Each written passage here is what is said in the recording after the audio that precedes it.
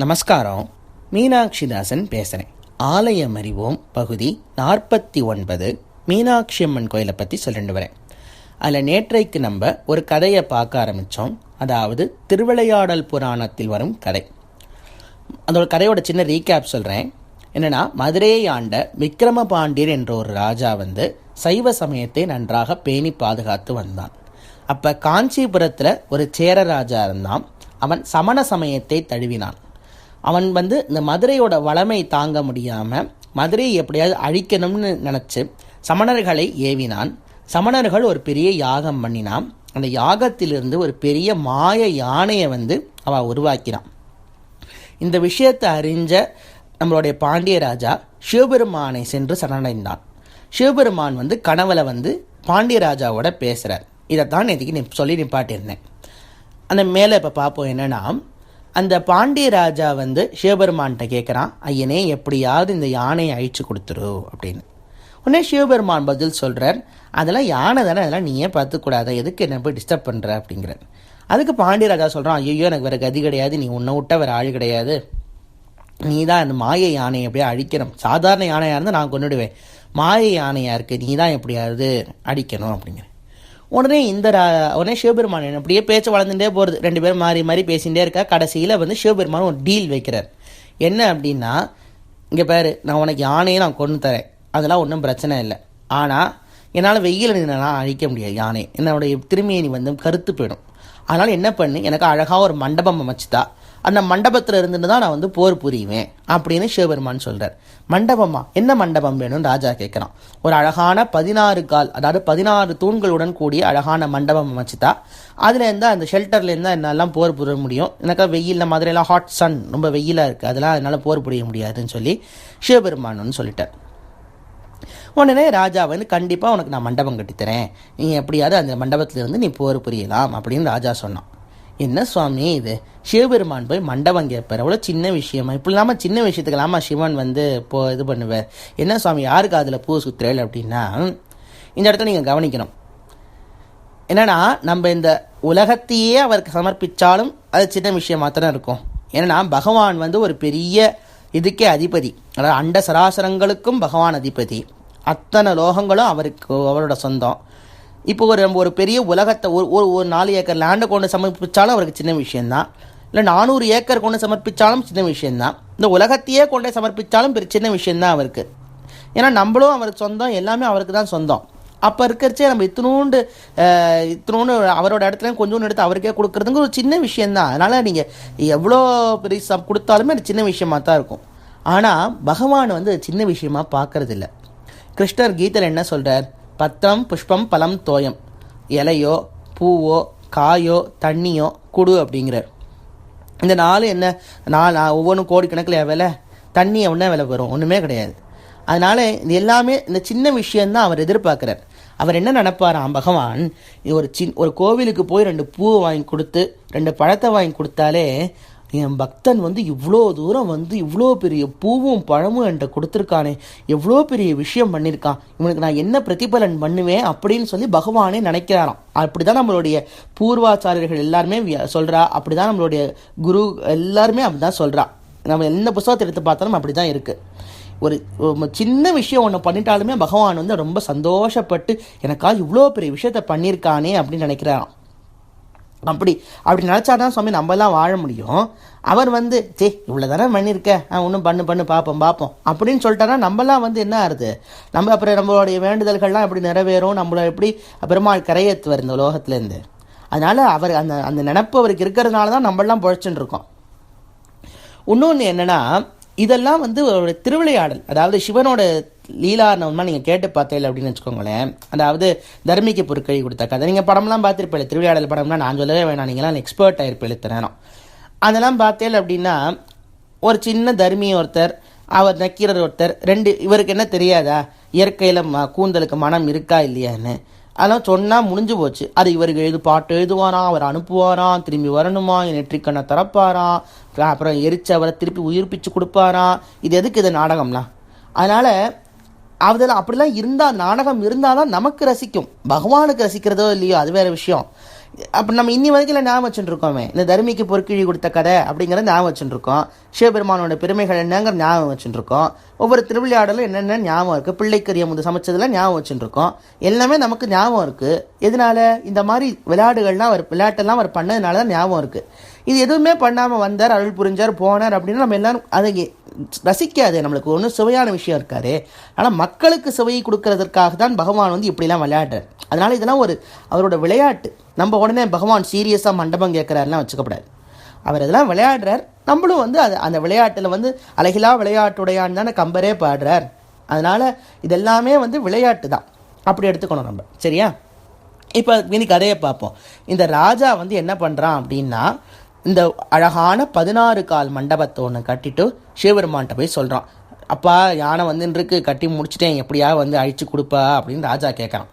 Sivaperuman okay, no problem, நான் சொன்னது நீ பண்ணிட்டேன், நீ சொல்கிறத நான் பண்ணுறேன் அப்படின்னு சொல்லி நேராக இந்த 16 கால் மண்டபத்துக்கு போகிறார். அதுக்குள்ளே யானை மதுரையை கிட்ட நெருங்கிடுத்து. இந்த என்ன பண்ணுறார் அப்படின்னா, ஒரு அம்பை எடுத்து அந்த யானை மீது எய்து யானையை சம்ஹரிக்கிறார். இப்படி சொல்லிட்டோன்னு வச்சுக்கோங்க. இதில் ஒரு சின்ன இதுன்னு நடக்கிறது தான், யானையை கொல்லணும். சிவபெருமானும் ஒரு அம்பை எய்தார், யானை செத்து போச்சு. இப்படி சிம்பிளாக முடித்தா மனுஷாளுக்கும் பகவானுக்கும் வித்தியாசம் இருக்காது. அதாவது இப்போ ஒரு ராஜா போகிறார், ராஜா அம்பு எய்தார், அந்த எனிமி செத்து போனா அப்படின்னு சொன்னால் ரசிக்காது. அங்கேயும் சிவன் அப்போ லீலைகள் பண்ணுறார். என்ன அப்படின்னா, நம்ம இந்த அம்பில் நிறைய பார்த்துருப்போம். இந்த ராமாயணம் மகாபாரதம் சீரியல்லாம் பார்த்துருப்பேல, இந்த பக்கம் ஒரு அம்பு போகும், அந்த அம்பு பாம்பாக மாறும். அவன் அந்த பக்கம் ஒரு அம்பு விடுவான், அது கருடனாக மாறும். அதுக்கப்புறம் இந்த பக்கம் ஒரு அம்பு விடுவா, அது அக்னியாக போகும். அந்த பக்கம் அம்பு விட்டால் அது தண்ணியாக வரும். இப்படின்னு இது ஜூம் பூம் பாம் மாதிரி மேஜிக்கெல்லாம் காட்டின்னு இருக்கல் அப்படின்னா, இதுக்கெல்லாம் ஒவ்வொரு பேர் இருக்குது இந்த அஸ்திரத்துக்கெல்லாம். அதாவது நாகாஸ்திரம், அது கருடாஸ்திரம், ஆக்னேயாஸ்திரம், அது வருணாஸ்திரம் அப்படின்னு சொல்லி நிறைய அஸ்திரங்கள் பேர்லாம் இருக்குது. அதே மாதிரி சிவபெருமான் என்ன பண்ணுறார் அப்படின்னா, நாரசிம்ஹாஸ்திரம் ஏறாராம். அதாவது அம்பில் நரசிம்மர், அதாவது சிங்கம் தலை மனித உடம்போட ஒரு அழகான மூர்த்தி காட்சி அளிப்பார். கோவிலில் போய் சேவிச்சிருப்பாரு நரசிம்ம மூர்த்தியெல்லாம். அந்த நரசிம்மரை அம்பில் வச்சு, அந்த உக்ர நரசிம்மர் அம்பில் வச்சு அந்த அந்த அஸ்திரத்தை ஏறாராம். அதனால் அதுக்கு நாரசிம்ஹாஸ்திரம்னு பேர். அந்த அம்பு புறப்பட்டு யானையை நோக்கி சென்று அந்த அம்பில் அமர்ந்த நரசிம்மர் அந்த யானையை கிழித்து எரிந்து அதுக்கு சம்ஹாரம் பண்ணி அந்த யானையை மலையாக்கி அதில் குடிக்கொண்டிருக்கார். அவரும் சும்மா போய் அங்கே உட்காரல. எதுக்கு அப்படின்னா, அங்கே ஒரு பாயிண்ட் இருக்குது. அங்கே ரோமச முனிவர் ஒரு முனிவர் தவம் பண்ணுறார். அந்த தவம் பண்ணுற முனிவருக்கு காட்சி தருவதற்காகத்தான் இந்த நரசிம்மர் இந்த மலையில் போய் குடிகொள்கிறார். ஸோ இவ்வளோ விஷயங்கள். அதாவது இவர் சாதாரண அம்பையில் நாரசிம்மாஸ்திரம் எஞ்சார். நாரசிம்மாஸ்திரம் போய் அந்த மலையை அந்த யானையை கிழித்து அதை சம்ஹாரம் பண்ணி அதை மலையாக்கி அந்த மலையில தானும் குடிகொண்டு நரசிம்மர் ரோமச முனிவருக்கு காட்சி தந்தார். ரோமச முனிவர் பக்கத்தில் ஒரு குளத்து கரையில் உட்கார்ந்துட்டு நரசிம்மர் எப்படியாவது பார்க்கணும்னு தவம் பண்ணுறச்சே இந்த விஷயங்கள்லாம் நடந்து, இந்த விஷயம் மூலமாக நரசிம்மர் அந்த ரோமச முனிவருக்கு காட்சி தந்தார். இதான் அந்த இடத்துல கதை. என்ன சுவாமி, ஏதோ ஒரு இது ஒரிஜினல் கதை சொல்கிற மாதிரியே இருக்குது அப்படின்னா உண்மைதான். இது என்ன அப்படின்னா, இதுக்கெல்லாம் சாட்சி இருக்குது. மதுரை பக்கத்தில் யானைமலைன்னு இருக்குது. அந்த யானைமலையை பார்த்தேல் அப்படின்னா பெரிய யானை படுத்துன்னு இருக்க மாதிரியே இருக்கும். இன்னி வரைக்கும் அப்படி தான் இருக்குது. நீங்கள் போய் பார்க்கலாம். யானைமலை ஒரு பெரிய துதிக்கையை வச்சுட்டு பெருசாக படுத்து கிடக்கும் யானை. அந்த மலையே யானை வடிவில் இருக்கும். அந்த யானைமலையில் பார்த்தேன் அப்படின்னா, அந்த யானைமலைக்கே நரசிங்கம்பட்டின்னு பேர். என்னன்னா, அந்த நரசிம்மர் கோவில் அந்த இடத்துல இருக்குது. பெரிய அழகான நரசிம்மர், யோக நரசிம்மராக ஒரு பெரிய சிங்கமுகத்துடன் அழகாக ரொம்ப தேஜோமயமாக நரசிம்மர் காட்சி தரார். அந்த கோவிலோட தூணில் ரோமச முனிவர் இருக்கார். ரோமச முனிவர் தவம் பண்ணின அந்த குளம் இருக்கிறது. எல்லாமே சாட்சிக்கு அங்கே இருக்குது. அது அந்த பக்கமா, இந்த பக்கம் 16 கால் மண்டபம் இன்று வரை இருக்கிறது. எங்க சுவாமி இருக்கு அப்படின்னா, அந்த முன்னாடியே சொல்லியிருக்கேன் தெரியுமா, வண்டியூர் ஒரு இடத்துல தான் திருமலை நாயக்கர் மண்ணை தோண்டினார், குளம் வெட்டினார் அப்படின்னு ஒரு பெரிய மாரியம்மன் தெப்பக்குளம் அமைச்சாருன்னு சொன்னேன், ஞாபகம் இருக்கா? அந்த மாரியம்மன் தெப்பக்குளத்துடைய வடமேற்கு மூலை, அதாவது வடக்கும் மேற்கும் சந்திக்கும் இடத்தில் வடமேற்கு மூலையில் ஒரு 16 கால் மண்டபம் இருக்கு. 16 தூண்களுடன் கூடிய அழகான மண்டபம். அந்த மண்டபத்திலிருந்து தான் சிவபெருமான் அம்பெய்தார்.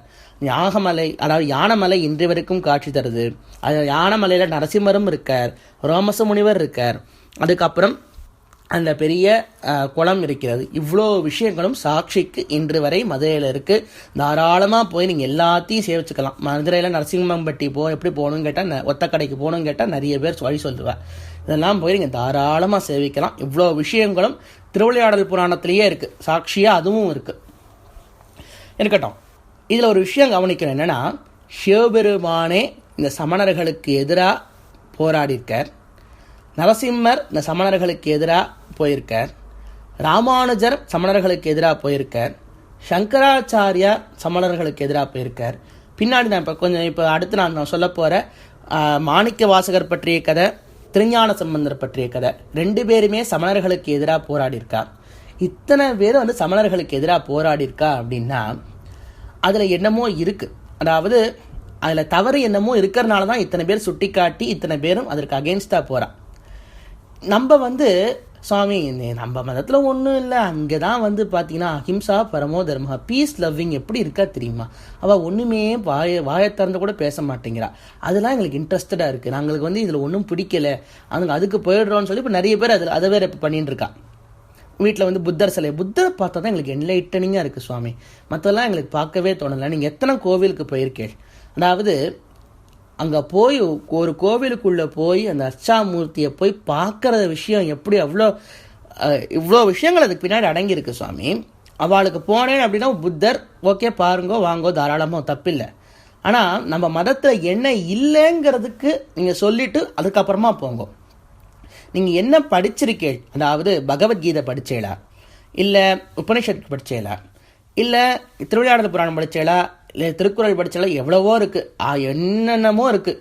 ஏதாவது ஒரு புஸ்தகமாவது உருப்படியாக படிச்சுட்டு அதுக்கப்புறம் இல்லை பாருங்க இவ்வளோ தப்பு நம்ம மதத்தில் சொல்லியிருக்கு, அதனால அந்த மதத்துக்கு நான் போகிறேன்னு சொன்னால் அது வேலிடான பாயிண்ட்.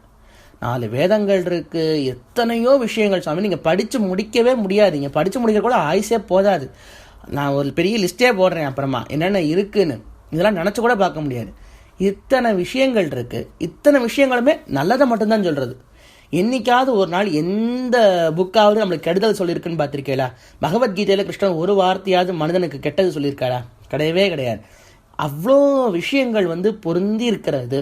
இதை நீங்கள் படிச்சுட்டு இல்லை இது ஒன்றும் இல்லை, அதனால அந்த மதத்தில் இதோடு இது நல்லது இருக்குது, நான் அங்கே போகிறேன் அப்படின்னு நீங்கள் சொன்னேன்னா அது ஏற்க தகுந்த விஷயம். இங்கே ஒன்றுமே நீங்கள் தெரிஞ்சுக்காமல் அங்கே போவது ஒரு மகா தவறான விஷயம். அதை நம்மளுடைய பூர்வாச்சாரியர்கள் யாருமே ஆதரிக்கலை. அது ஒரு தவறான செயல். அதனால் நீங்கள் போகணும்னு நினச்சேல் அப்படின்னா ஃபஸ்ட்டு ஒரு இனிஷியேட்டிவ் எடுங்கோ. சரி நம்மளோட மதத்தில், அதாவது நீங்கள் திட்டுறதுக்குன்னு சில பாயிண்ட்ஸ் வேணும் தெரியுமா, அதுக்காகவாது படிங்கோ. நீங்கள் படித்தனாலே அது உங்களை மாற்றிடும், அந்த எண்ணமே உங்களை மாற்றிடும்.